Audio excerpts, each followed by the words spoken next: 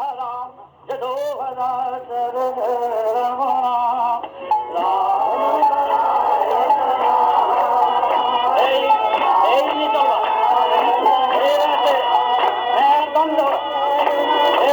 বলবে রাম নারায়ণ রাম নারায়ণ।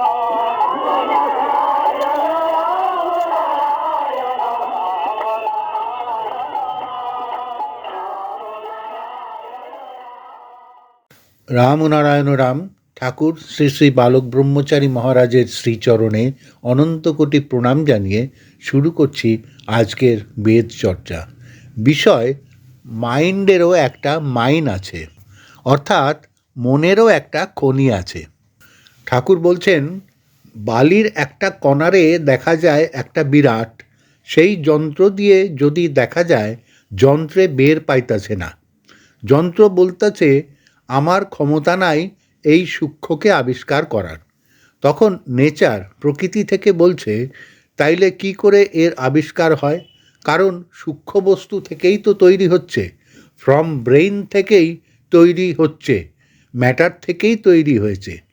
তাইলে যে ব্রেন ম্যাটার থেকে তৈরি হচ্ছে সে আরও সূক্ষ্ম। তখন যন্ত্রকে বলছে তুমি আরও পাওয়ারফুল হও। সে বলছে যন্ত্রকে আরও 1000 গুণ পাওয়ারফুল করতে। তাই করা হলো। সেই দিক দিয়ে দেখতে গেলে একটা বালুকণাকে আরও ছোট দেখা যাইতেছে।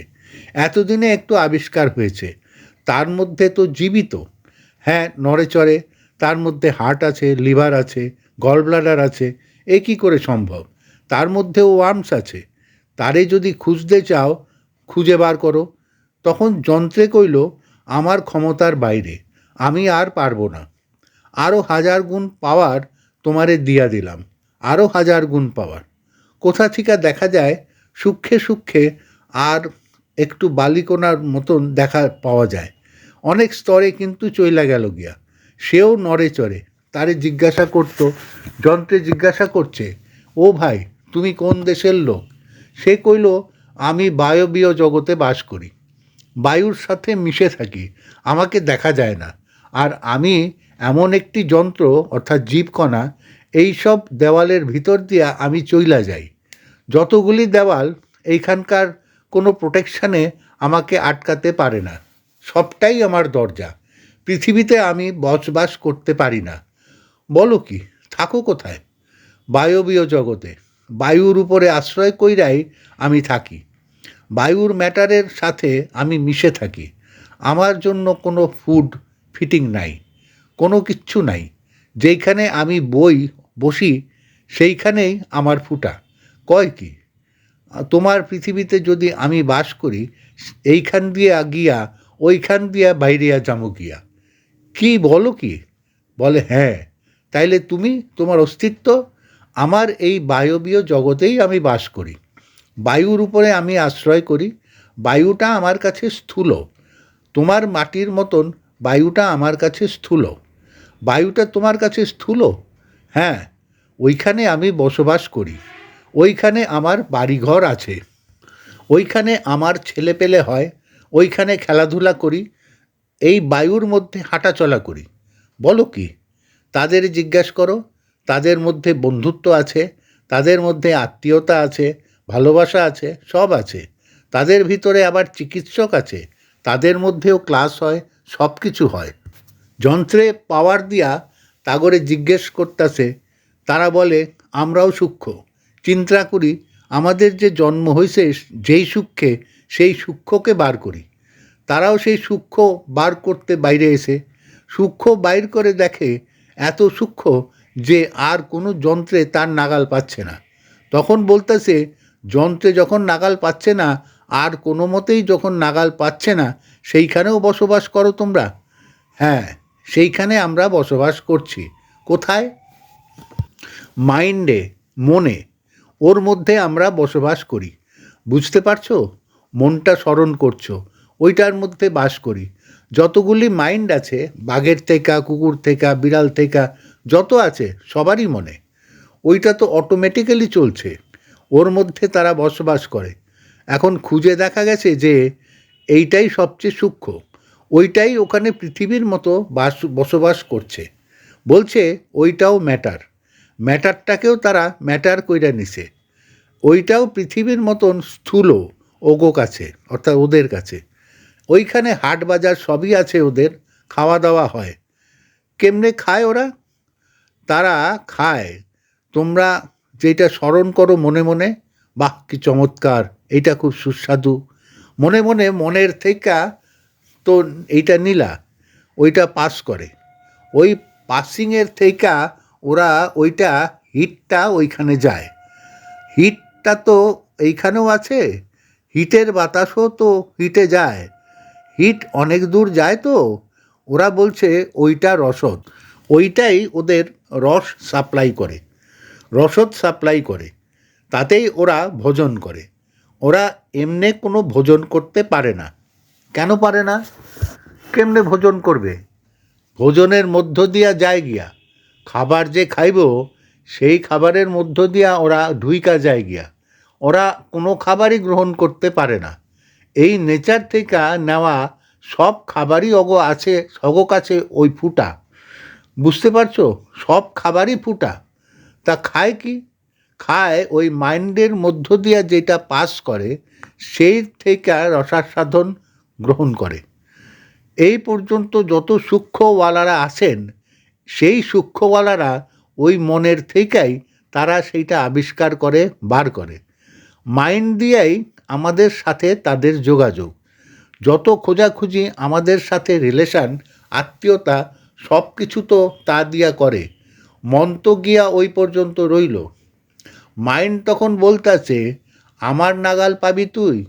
মুহূর্তে চন্দ্র সূর্যে গ্রহ নক্ষত্রে আমার স্পিডে আমি চইলা যাই। স্মরণ করাটাই মানে যাওয়া বলছে। মাইন্ডের হইল যেইখানে স্মরণ করবা সেই বস্তুকে সেইখানে গ্রহণ করা যায়, খুব স্পিড, 1 সেকেন্ডে ইউনিভার্স ঘুরে আসে। বলছে মনটা যে আসতেছে ফ্রম ব্রেন থেকে, মনটা যে উঠল তার আবিষ্কারককে, তার অরিজিনালিটি কোথায়? মনের পরে মনটা যার থেকে উঠছে সেইটা ম্যাটারে গেল গিয়া, ওরাও বসবাস করে সেইখানে। এরা বসবাস করে যখন, তাইলে তো ম্যাটারের মধ্যে রয়ে গেছে। কিন্তু তাদের জিজ্ঞাসা করছে, তারপরে তোমাদের যে পূর্বপুরুষেরা তারা বসবাস করে কোথায়? কইল তারা মনের মধ্য দিয়া গেলে তাইলে মনটাও ফাঁকা হইয়া যায়, তারা মনের মধ্যে বসবাস করতে পারে না, ওইটা স্থূল, এত স্থূল তাদের কাছে। মাইন্ডটাও স্থূল হইয়া গেছে, সেইটা তাদের কাছে পৃথিবীর মতন হইয়া গেছে। তখন বলছে এই সহস্রারের কথা বলছে, ছাড়াইয়া গেছে ইউনিভার্স থেকে যেটা ফাঁকা, ফাঁকাটা তো রইছে, সবটাই তো ফাঁকা। ফাঁকাটাই একটা সেন্স, একটা মাইন্ডের মতন সেন্স আছে, ফাঁকাতেই একটা সেন্স। এই ফুল অর্থাৎ সম্পূর্ণ ফাঁকাটাই একটা সেন্স, চৈতন্য। এই চৈতন্যটা কারোর মধ্যে বসবাস করে না। এইটার ডেফিনেশনটা হইল সে কারো অধীনে নয়, কারোর মধ্যে বসবাস করে না, কারোর সৃষ্টিতত্ত্বে পড়ে না। আর কোনো অরিজিন নাই, কোনো আদিও নাই, আর কোনো অন্তও নাই। তার জন্য কোনো সূক্ষ্ম বিচার দিয়া, যন্ত্র দিয়া তার অরিজিনালিটি খুঁজে পাওয়া যাবে না। সে নাগালের বাইর হইয়া গেল। মাইন্ড সেইখানে ওয়াল হইয়া যাচ্ছে, স্থূল হইয়া যাচ্ছে। মাইন্ড পর্যন্ত একটা ইট পাথর হইয়া দাঁড়ায়, যেখানে মাইন্ডের গতি সেকেন্ডে লক্ষস্য কোটি মাইল। যেইটা স্মরণ করবে সেইটাই গমন হয়। এত স্পিড যেখানে মাইন্ডের, সে বলতেছে হতাশ হইয়া যে আমি আর নাগাল পাচ্ছি না, এই যন্ত্র দিয়া আমি আর কাউকে ধরতে পারছি না। আমি যাইতেছি সব জায়গায় গিয়া, সেইখানেও যে বস্তু দেখতেছি সেই বস্তুর একটা আকার খুঁজে পাইছি। কও কি? সেইখানেও আকার আছে, সেইখানেও আকার আছে।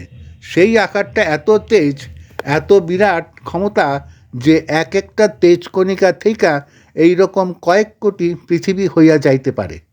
ওই যে সূক্ষ্মে, সেই যে সূক্ষ্ম রইয়া গেছে, সেই সূক্ষ্মের বিবরণ নাই, বর্ণনা নাই, ব্যাখ্যা নাই। মাইন্ডের পরেও সহস্রারও ফেইথ। যেইখানে তার গতি, তার যে ক্ষমতা, সেখানে তাকে ব্যাখ্যায় আনা চলবে না। ব্যাখ্যায় আনতে গেলেই একটা ম্যাটার হইয়া যায়। বলছে সে কি ম্যাটার? আবার জিজ্ঞাসা করছে। সীমা নাই। আকার থাকলে তার সীমা থাইকা যায়, কিন্তু বলছে ফাঁকার যদি সীমা না থাকে, ওই সীমানাবিহীনের মধ্যে সে বসবাস করে ম্যাটার স্বরূপ, যার থেকে মাইন্ড তৈরি হয়। ওই মাইন্ডের থেকে মাইন্ডই তৈরি হয়, কিন্তু তার মধ্যে যারা বসবাস করছেন তারা তার সামিল হইয়া তাকে আবার ম্যাটার কইরা বসছেন। সেই ম্যাটারটা কি? সেই ম্যাটারটার আকার নাই, সেই ম্যাটারটা খুঁজে পাওয়া যায় না।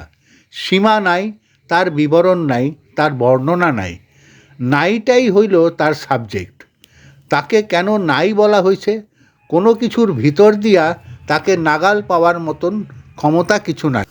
কোনো ক্ষমতায় নাই, বাইরে নাই, ভিতরে নাই, কোনো কিচ্ছুতে নাই। ফিজিক্যালি নাই, মাইন্ডে নাই, কিচ্ছুতেই খুঁজে পাওয়া যায় না। কিন্তু আশ্চর্যের বিষয়, সেইখানেও আবার এক গোষ্ঠী বাস করছেন। তারা কি? তাগো আর আমাদের এখানে আনা চলে না। কিন্তু আনা চলে না বললেও চলবে না। তার কারণ ওই অরিজিনালিটির থেইকা এই সৃষ্টি, এই অরিজিনালিটির থেইকা সৃষ্টি। কিন্তু বাপ থেকে সৃষ্টি হয়েছে, বাপের খোঁজ পাওয়া যায় না। এইটাই তার রেফারেন্স। তার পরিচয় হইল নিখোঁজ হইল তার ফাদার, তার বাপ নিখোঁজ।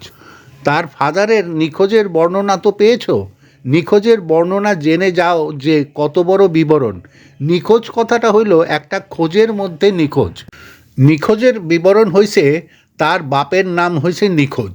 বসবাস হচ্ছে নিরাকার, আকার নাই। তার চৈতন্য হচ্ছে খোঁজে না পাওয়া। কোনো কিছুর মধ্যে নাই, সাড়া নাই, সুর নাই, কিচ্ছু নাই এইখানকার বিবরণে। কিন্তু আশ্চর্যের বিষয়, তুমি যতই তাকে নাই কইরা ফেলে দাও, নাইয়ের মধ্যে যে হ্যাঁটা রয়ে গেছে, এই হ্যাঁটা ধরতে হবে ধারণায়। এইটার যন্ত্র হচ্ছে ধারণা। সেই ধারণা নট ফর রং আন্ডারস্ট্যান্ডিংয়েতে নয়। এইটা হচ্ছে ম্যাটারের উপরে বেস কইরা এটা চলছে। কিন্তু ম্যাটার গিয়ে যখন শেষ হয়ে যাচ্ছে, ম্যাটারের চিন্তাধারায় নাগালের বাইরে হয়ে যাচ্ছে, তখন তাকে আর আনা চলে না। যন্ত্রে কিন্তু বলছে, মাইন্ডকে ওরা ব্লেসিংস দিচ্ছে, ইউ ক্যান। তুমি ক্যামেরায় তুলতে পারবে, ধরতে পারবে না। তোমার ক্যামেরায় আনতে পারবে কিন্তু নাগাল পাবে না। এক্স রে কপি নিয়ে আসতে পারবে। এর জন্য মাইন্ডকে প্রথম স্থান দিচ্ছে। সেই জন্য ওর যে অর্থাৎ আভাসটা মাইন্ডে, সেইটা ফুটে ওঠে মাঝে মাঝে রিফ্লেক্ট হয়। এটাই হচ্ছে, এই জন্য তার একটু ইঙ্গিত সমস্ত সৃষ্টিতত্ত্বে রয়ে গেছে। এই ইঙ্গিতটা রয়েছে, কিন্তু আনতে পারবে না, বর্ণনায় আনতে পারা যায় না। সেই জন্য বলছে যে নাই যে কথা, এই কথাটার মধ্যে একটা থাইকা যায় কিছু খুব সাংঘাতিক তত্ত্ব। এবং সেই জন্য তত্ত্বের বিশ্লেষণে যারা গভীর তত্ত্বে রয়েছে, তারাই একমাত্র বিশ্লেষণ করে ওই সূক্ষ্মকে টেনে এনে নোট করতে পারবে। নট ফর অ্যানাদার, কারো পক্ষে, অন্যের পক্ষে সম্ভব নয়। এই যারা জন্মের থেকে ডুবুরি হয়ে আইছে, এই ডুবুরিরাই একমাত্র বাইর করতে পারবে। আর ওই বাইরের থেকে বৈশা জল দেখা ডুবুরি তলে কি আছে বলা সম্ভব না। বুঝতে পারছো একটু সামান্য কথাটার কতদূর গুরুত্ব? রামনারায়ণ রাম, পুস্তক সূত্র, মহাশূন্য সৃষ্টির আতুরঘর। প্রিয় শ্রোতাবৃন্দ, আপনারা আপনাদের মতামত কমেন্ট করে জানাবেন এবং শেয়ার করে সবার মাঝে ঠাকুরের কথা ছড়িয়ে দেবেন এবং সাবস্ক্রাইব করে দেবেন, যাতে পরবর্তী অধ্যায়গুলো আপনাদের কাছে সহজেই পৌঁছে যায়। রামনারায়ণ রাম।